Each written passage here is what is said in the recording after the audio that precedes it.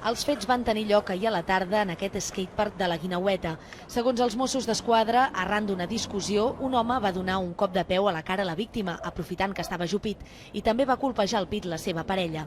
L'agredit, un jove de 26 anys, en va resultar ferit i està ingressat a l'Hospital de Sant Pau en estat molt greu. Els pares de la víctima van denunciar els fets davant la policia i els Mossos d'Esquadra ja han detingut el presumpte agressor. L'home, de 42 anys, està acusat d'una temptativa d'homicidi. La majoria de patinadors que aquesta tarda han estat al parc desconeixen els fets i els veïns asseguren que l'agressió els sorprèn. Hay diferentes modalidades de deporte, hay piques entre chavales, pero bueno, o sea, esto no tiene nada que ver con el skatepark, eso es una cosa totalmente extraordinaria, vamos. Cuando venimos aquí, después de la escuela, todo bien. Nunca he passat nada raro. Tot i no saber-ne res, els joves sí que coneixen la víctima. Segons ha pogut saber BTV, el jove ferit, que es troba en estat crític, és el brasiler Michel Prado, un patinador en línia professional establert a Barcelona.